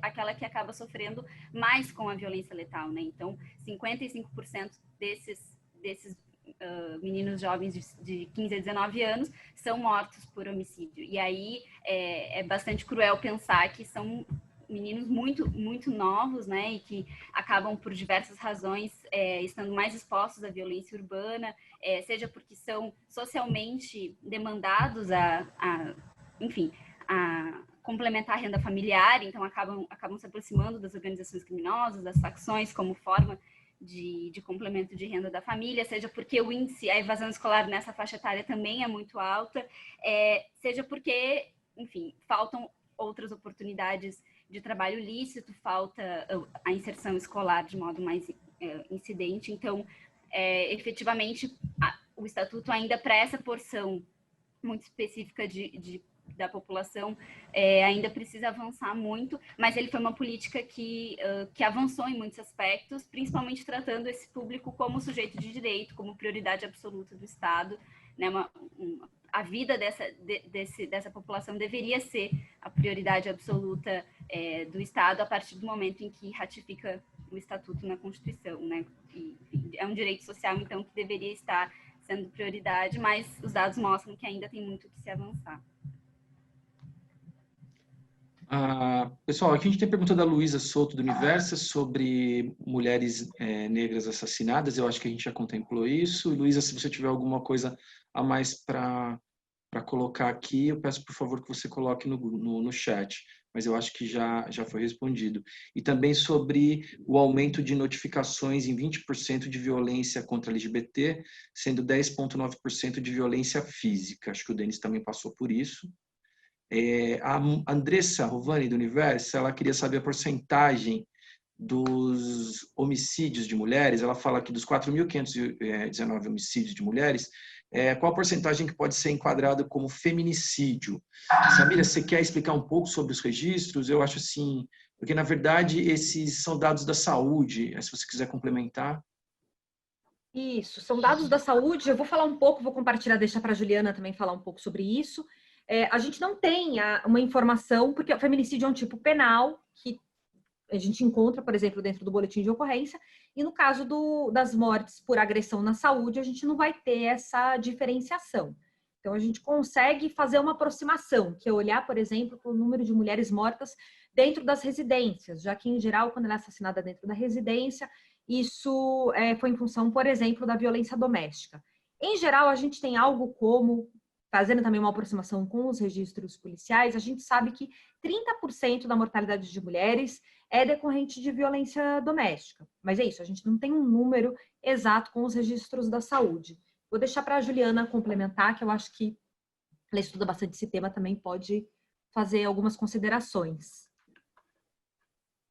Oi, Sá, eu acho que é um pouco isso que você falou, né? A gente realmente não consegue, a partir dos números do Atlas, dizer se foi feminicídio ou não, mas pelo fato desses 4.519 homicídios de mulheres em 2018, mais ou menos 30,4% aconteceram na residência, e a gente sabe que a Casa das Mulheres é o lugar onde ela está mais vulnerável à violência, né, por conta da violência de gênero, da violência doméstica. Então, a gente pode concluir que, muito provavelmente, essas mortes que aconteceram nas residências foram feminicídios.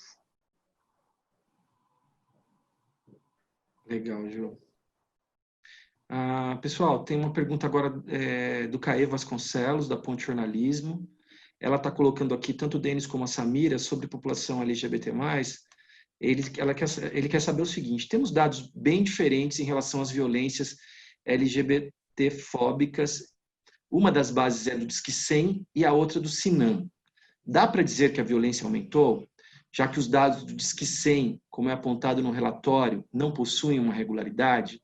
A segunda pergunta sobre o tema é se não temos um recorte de raça entre população LGBT+. Vamos lá, Caê. Os dados do Disque 100 são dados relativos a denúncias. Então, é muito complicado. Enfim, acho que ele nos ajuda a dar contexto, mas é um dado que, enfim, que uma pessoa qualquer pode ligar e fazer uma denúncia. Ele não é um registro necessariamente fiel de uma violência como o dado do Sinam. Então, eu sempre acho que é melhor, enfim, acho que ele nos ajuda a entender o dado do Sinam, que é o dado da saúde, que é um dado de uma pessoa que sofreu violência e foi até um hospital, e a denúncia, ela nos ajuda a contextualizar isso. Agora, a denúncia, ela depende muito de campanha, de informações em relação a esses disques para que as pessoas comuniquem. Me parece que é muito difícil a gente falar em aumento ou redução apenas com dados de disque denúncia. Então, eu me fiaria nos dados da saúde. E a partir dos dados da saúde, do Sinam, sim, a gente pode falar que houve um aumento. Mas aí eu deixo para o Denis, que entende do assunto, falar um pouco mais. O que a gente tem em relação aos dados do Sinam é um aumento de violência, mas, ao mesmo tempo, esse aumento ele acompanha um aumento da notificação, né? Então, o que eu entendo, olhando também para os dados produzidos pela ANTRA, pelo Grupo Gay da Bahia, que estão estudando esse fenômeno já há bastante tempo, né? Nessa relação de dialogar com essas produções, é que talvez tenha acontecido uma redução, pelo menos dos homicídios, né? Nos registros de homicídios contra LGBTQI+, acompanhada de um aumento da notificação. Então, mas de modo geral, os registros apontam para um aumento. Legal, Denis, obrigado. Pessoal, o Leon Furtado, da TV A Crítica de Manaus, ele está falando aqui: Samira, você destacou o recorte de mulheres que foram mortas e tinham envolvimento com facções criminosas. Você citou Roraima, mas o Amazonas também teve uma presença muito grande de Comando Vermelho, PCC, Família do Norte, em 2018. Qual a avaliação que você faz dessa categoria no estado do Amazonas? Nossa, do Amazonas, deixa eu olhar qual que foi a taxa lá, que eu não sei de cor, não. Aí. Alguém tem fácil aí? Taxa de homicídios de mulheres, né? No Amazonas. Bom, de todo modo, enquanto eu pego aqui, Amazonas foi alta também, foi de 6,2.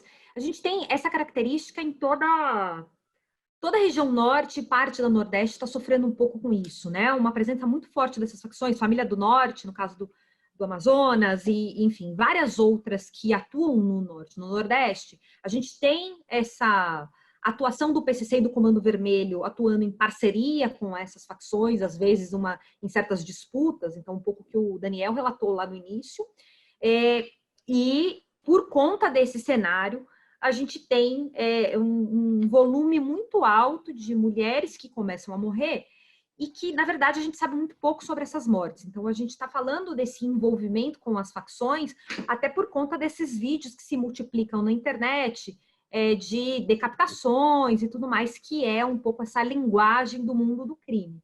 Mas a verdade é que a gente sabe ainda muito pouco sobre isso. A gente sabe que, ao longo dos últimos 20 anos, a gente teve um crescimento exponencial do número de mulheres encarceradas por tráfico de drogas. Então, o que, por um lado, nos mostra que existe cada vez mais um envolvimento do segmento feminino também no mundo do crime. Isso está longe de ser hoje algo que é exclusivo do universo masculino. Então, a gente tem mulheres atuando no tráfico, é uma forma, sim, de ganhar a vida para muitas mulheres. E a gente tem também essa mortalidade que ela é motivada pela questão de gênero, que pode ser uma questão de gênero dentro do universo do crime. Então, ela está sendo assassinada por ser mulher, porque está envolvida nos negócios ilícitos, e tem essa mulher que está sendo assassinada por ser mulher por conta da violência doméstica. O problema é que, em grande medida, é uma coisa que a gente tem visto no Norte e em parte do Nordeste, é que essas coisas elas começam a se confundir. Então, quando a gente olha, por exemplo, para programas de enfrentamento à violência contra meninas e mulheres, casas-abrigos e afins, tem sido muito difícil para essas casas-abrigos recepcionar mulheres que, por exemplo, se relacionavam com um homem faccionado. Essa mulher ela pode não ter nenhum tipo de envolvimento com crime, mas o parceiro dela estava envolvido com crime. E isso vira um problema para a política acolher essa mulher. Então, a verdade é que essa associação com o universo criminal e a violência de gênero, elas começam a se misturar de tal forma, não só no Amazonas, mas eu acho que na região norte como um todo, porque o Daniel destacou no início da fala dele, né, da importante rota do tráfico de cocaína. Vamos lembrar que a gente tem ali, né, a Tríplice Fronteira com dois dos principais produtores de cocaína do mundo. Então, é um território muito estratégico para a passagem da cocaína, para a passagem de ilícitos, e acaba que todas essas variáveis, esses fatores, eles se encontram no dia a dia. Mas é isso. Então, a Amazonas também tem uma taxa muito alta, e eu tenho certeza que se a gente procurar aqui agora no YouTube, a gente vai achar uma série de vídeos horripilantes de assassinatos de mulheres. Legal. Pessoal, na sequência a gente tem duas perguntas sobre dados aqui. Eu acho que é bom, às vezes, sempre para vocês esclarecerem. O Vinícius Nunes, da Jovem Pan, ele está perguntando se é possível determinar a quantidade de mortes provocadas pelo crime organizado e por violência policial, sobretudo de negros. E a Laís Vargas, ela está perguntando se haverá um recorte para a Baixada Litorânea do Rio de Janeiro. Se há uma ideia de que a violência tem aumentado no interior do Rio. Na verdade, desculpa, gente, ela afirma que há uma ideia de que a violência tem aumentado no interior do Rio, principalmente na região dos lagos. Ela está querendo saber se isso é verificado pelos dados apresentados. Acho que só assim, Samira, uma rápida explicação do que vocês... acho que a gente falou bastante já do sistema ter como base a saúde, né? Mas acho que só para esclarecer esses dois pontos. Acho que o Daniel pode falar sobre essa, né, Daniel? Falo. Posso falar. Sobre a primeira pergunta, né? Nós não conseguimos, infelizmente, nós não conseguimos identificar nos dados da saúde, né, qual foi o tipo de dinâmica criminal que estava presente, se foi guerra de crime organizado, se foi violência policial, né? Então isso fica mais próximo dos registros policiais que o Fórum faz uma análise no Anuário Brasileiro de Segurança Pública. Mas mesmo lá é difícil, porque muitas vezes as polícias elas não conseguem, na grande parte de crimes, identificar a origem da dinâmica, né? Quando é morte por violência policial, aí fica mais claro, mas quando é uma morte que tem a ver com tráfico, muitas vezes, como há uma dificuldade no trabalho de investigação, e muitas vezes nem há um trabalho adequado, muitas mortes não são encontradas, né? Então, essa é uma dificuldade que nós temos no Brasil, né? Há alguns autores que fizeram trabalhos para identificar essas dinâmicas criminais, quanto que, por exemplo, o tráfico responde dos homicídios, a partir dos inquéritos policiais em alguns estados. Então, no Rio de Janeiro, o Instituto de Segurança Pública fez um trabalho, nós temos um trabalho para Minas, para Maceió, mas esse é um ponto muito complicado, né? Em relação à segunda pergunta, da interiorização do crime no Rio de Janeiro, tendo crescido muito ali na região dos lagos, eu concordo inteiramente, é uma análise que a gente já vinha fazendo há muito tempo, né? O Rio de Janeiro, se a gente olhar o mapa do Rio de Janeiro, é como se fosse um lobo querendo saltar, né? Então você tem a região metropolitana embaixo, né, que sempre tinha muito maior taxa de crimes, e ao longo do tempo foi irradiando essas manchas criminais para o interior. Então começou a ficar muito forte lá no focinho do lobo, que é lá no norte fluminense, né, Campos, Macaé, no dorso do lobo, que são os municípios do interior, né, o norte do estado, começou a crescer muito a taxa de homicídios, indo até Porto Real, até a parte de Angra dos Reis, né? Então houve uma interiorização muito grande e há um processo de mudança muito preocupante do crime no Rio de Janeiro, que tem a ver não apenas com a mudança no jogo da guerra das facções de narcotraficantes, mas também com a interiorização das milícias. As milícias no Rio de Janeiro estão tomando cada vez mais espaço. No município do Rio de Janeiro, várias áreas hoje são dominadas pelas milícias, elas estão aumentando o seu espaço no mercado de crime, e isso tem acontecido em várias cidades do município do interior. E isso é preocupante também, além de todos os problemas, que milícia é um problema muito mais preocupante, difícil de resolver do que traficante, né? Porque é o próprio Estado que está envolvido, mas além de ser difícil de resolver, há uma outra questão, que os milicianos são, muitas vezes, policiais, ex-policiais, são pessoas treinadas pelo Estado que sabem muito bem como sumir um corpo, né? Então, está havendo um processo de muitos cemitérios clandestinos, que são cemitérios das milícias, e esse é um problema que nós temos no Rio e que é uma questão ainda que temos que estudar mais a fundo e procurar entender melhor. Legal, Daniel. A próxima pergunta é da Nayara Galarraga. A Nayara ela é correspondente do El País no Brasil. Vocês explicaram que os homicídios são a principal causa de morte de jovens, entendo até 29 anos, no Brasil. Vocês sabem se este é um caso único em países que não estão em guerra declarada ou também ocorre em outros países da região? Bom, nós não olhamos nessa pesquisa os dados de outros países, mas o que a gente sabe? Que há um padrão internacional que onde há muito homicídio de jovens, né? Então, sem olhar os dados, eu posso dizer que certamente esse é o caso de uma meia dúzia de países da América Latina e alguns poucos países da África, onde o problema da violência letal é grande. Então, você tem na América Central vários países, Nicarágua, Honduras, Venezuela, né? Então, onde a gente olhar os índices de homicídios, onde eles forem maiores nos países, a gente pode ver lá que a vítima, em grande parte, será o jovem.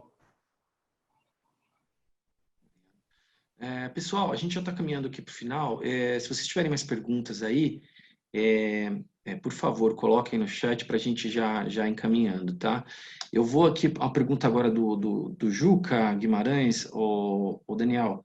Ele está perguntando aqui sobre o IPEA. Ele falou que o IPEA participou da elaboração dos dados, questionando se tem algum representante do Instituto na apresentação, e ele queria saber se houve alguma pressão do governo federal para impedir a divulgação e a análise dos dados de homicídios e das informações sobre as mortes violentas com causa não identificada na base de dados da saúde. Então, eu não vi essa última parte, se houve alguma pressão e depois... Se houve alguma pressão do governo federal para impedir a divulgação e a análise dos dados dos homicídios e das informações sobre as mortes violentas com causa não identificada na base de dados da saúde. Bem, Juca, é o seguinte, esse é o 5º Atlas da Violência, é o 5º Atlas que nós fazemos. Eu, no IPEA, nesse período, tenho liderado esse processo. Na verdade, Eu, há 20 anos atrás,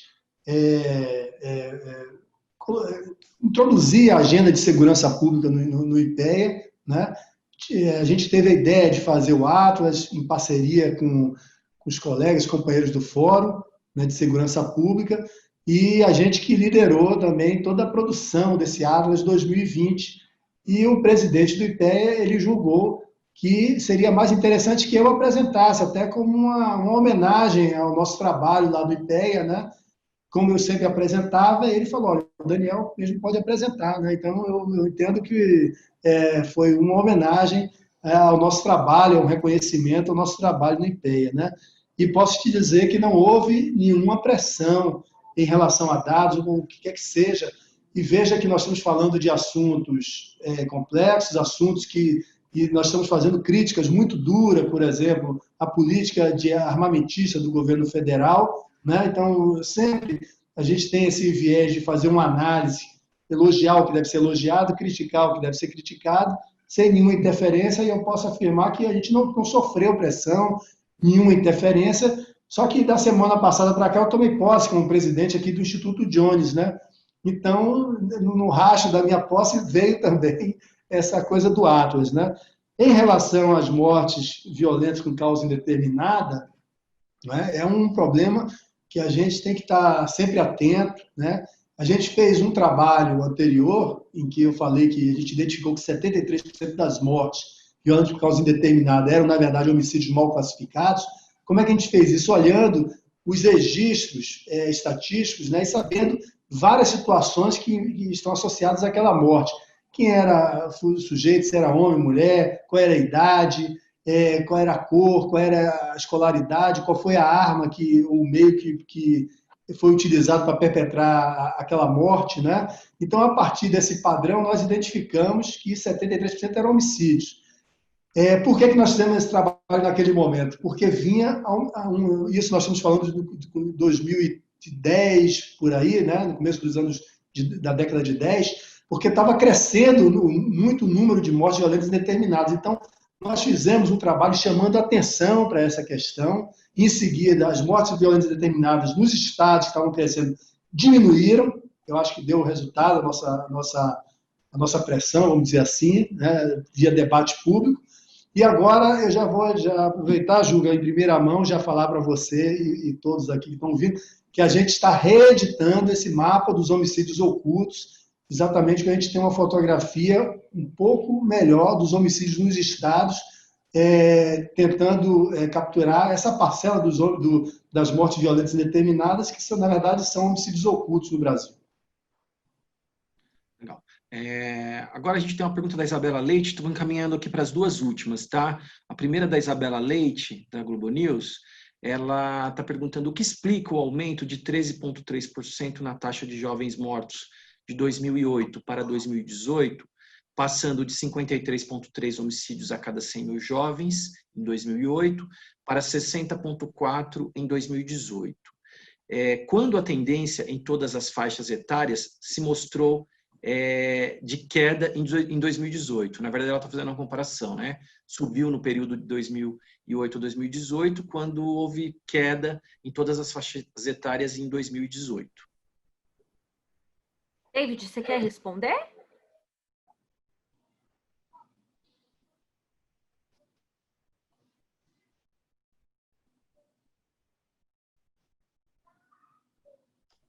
David? Será que ele caiu? É porque demora um pouquinho para liberarem.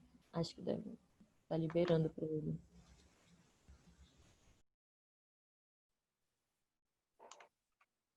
Tá, Samira, a gente pode deixar, então, o David responde essa daqui a pouco, só para a gente seguir. Daniel, você quer... tem mais uma? Não, ou posso quer fazer falar, uma outra Daniel? pergunta? Eu posso falar também. Então vai, Daniel.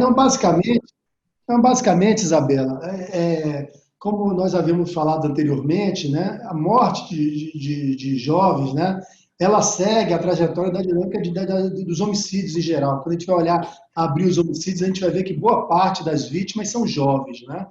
Então, eu acho que isso segue um padrão geral, e no último ano caiu a taxa de homicídio no Brasil, e também de jovens. E eu acho que nesse período de 2008 e de 2018, sobretudo 2016 e 2017, né, houve um crescimento muito acentuado de morte de jovens, que certamente eu acho que está associado à questão das guerras das facções criminosas, né, sobretudo no norte e nordeste do país. Legal. Ô, Daniel, a Ana Luísa está me chamando a atenção aqui. A Ana Luísa é do Espírito Santo também. Ela é do jornal Espírito Santo Hoje. Ela tem razão aqui que eu pulei sem querer. Desculpa, Ana Luísa, pulei a questão dela. Ela pergunta o seguinte: Daniel, você reconhece que essa qualificação da ação policial nos lugares mais violentos no Espírito Santo não pode ser um risco para o aumento de mortes da população negra no Estado, visto que nessas localidades a população negra é maior e mais vulnerável? Falo sobre essa disparidade racial apontada pelos dados. Esse tipo de medida de ação policial do Estado presente pode influenciar nesses números? Obrigado pela pergunta, Ana Luísa. Eu acho que é uma questão que a gente tem que estar muito atento, porque quando a gente vai olhar a experiência de outros estados, quando a gente ouve falar de operações policiais, traduz-se isso em truculência, violência, violência exacerbada pela polícia. A gente vê o caso do Rio de Janeiro, que é um caso clássico. A polícia ela entra atirando, entra matando, e não é à toa que agora, depois da ADPF, né, essa arguição de descumprimento do preceito fundamental da Constituição, que o Fachin proibiu durante a pandemia a polícia entrar, o número de homicídios, o número de mortes perpetradas pela polícia no Rio de Janeiro, nesse mês em que essa proibição valeu, caiu 72,5%. Então, essa é uma preocupação justa. Mas essa não é a polícia que nós queremos e que nós trabalhamos aqui no Espírito Santo. A polícia que a gente trabalha é a polícia cidadã, né? Então, é a polícia para proteger direitos e proteger a vida das pessoas, né? Então, quando a gente olha, por exemplo, o trabalho do Estado presente, em 2011 a 2014, o que a gente verificou? A taxa de homicídio de brancos, ou de não negros, melhor dizendo, aqui no Estado, ela reduziu um pouquinho de nada. Agora, onde foi a maior redução, se não me falha a memória, foi mais de 10%, foi exatamente homicídio de negros. Então, eu acho que essa é uma preocupação e eu acho que a gente tem que trabalhar para cada vez mais a polícia ela seja aliada das comunidades, ela seja aliada, sobretudo, quem mora naquela região da população negra. A polícia ela chega para proteger vidas, não para ceifar vidas. Eu acho que essa é a ideia que o governador Renato Casagrande ele vem falando sempre, traz sempre essa preocupação, e agora nós estamos num momento exatamente de renovar e tentar aperfeiçoar ainda mais esse trabalho de inteligência policial, de qualificação policial, para proteger a vida dos capixabas, inclusive negros. Legal. Pessoal, tem aqui também uma pergunta da Luísa. Luísa, você me corrige se eu estiver errado, porque eu acho que ficou faltando uma coisinha aqui na tua questão. Ela está perguntando por que é difícil para as casas abrigarem a mulher envolvida com um criminoso. Eu acho que ela está se referindo às casas-abrigo, né? Você quer responder, Samira? Ela disse que já teve uma conversa com você sobre isso em alguma outra ocasião. Sim.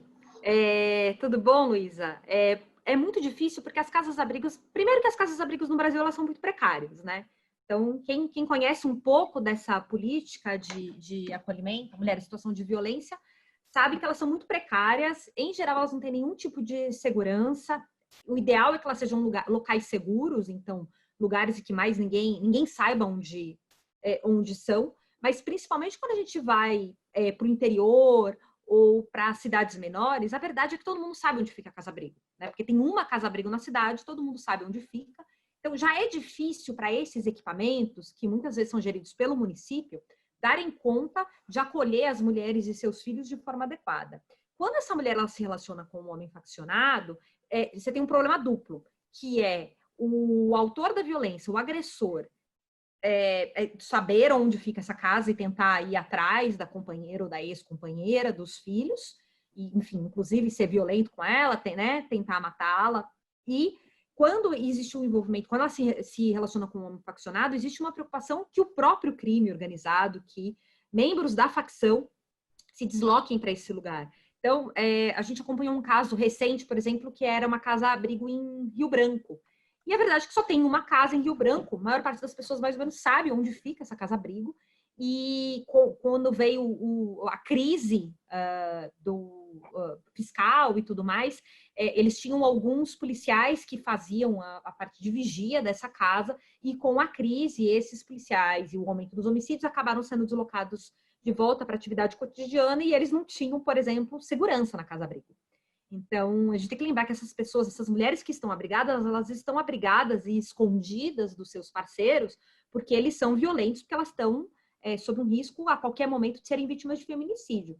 Quando você coloca isso numa equação e coloca a relação desse homem com o crime organizado, possivelmente com acesso à arma de fogo, isso torna ainda mais difícil para esses equipamentos, que muitas vezes são geridos pelo município, que não tem nenhum tipo de infraestrutura para garantir a proteção dessa mulher e das outras mulheres. Isso acaba gerando até um preconceito interno, porque essa mulher que se relaciona com o homem faccionado, as outras mulheres, elas não querem que ela fique ali abrigada. Legal. Pessoal, acho que assim, a gente conseguiu responder aqui todas as perguntas. Eu só queria colocar para o Daniel e para a Samira, acho que cobrimos aí todos os temas do Atlas. Vocês têm alguma coisa que vocês querem acrescentar para encerrar a nossa coletiva, que ficou faltando? Eu acho que a gente passou, ainda que superficialmente, por todos os temas. Eu queria agradecer todas e todos vocês. É uma interação um pouco diferente essa, por aqui, enfim, alguns contratempos. Agradeço a paciência e o empenho de vocês ficarem aqui 2 horas com a gente. E é isso, a gente está à disposição o resto do dia, nos próximos dias, para atendê-los. E eu deixo aqui para o Daniel também se despedir. Depois dessa fala simpática da Samira, eu não posso falar mais nada, né? Então, eu acho que tá bom, agradeço a todos também, né? Legal.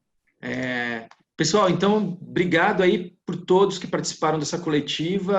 Acho que o que a Samira colocou, um negócio novo para a gente, primeira vez que a gente faz uma coletiva online, e eu espero que a gente tenha conseguido aí atender a todas as perguntas, todos os jornalistas, e agradecer a todos vocês aí pela compreensão nesse momento, tá? Estamos à disposição, vocês têm os contatos e a gente continua conversando aí nos próximos dias, tá bom? Um abraço a todos aí e obrigado a todos os pesquisadores do fórum também pelo apoio. Valeu, gente.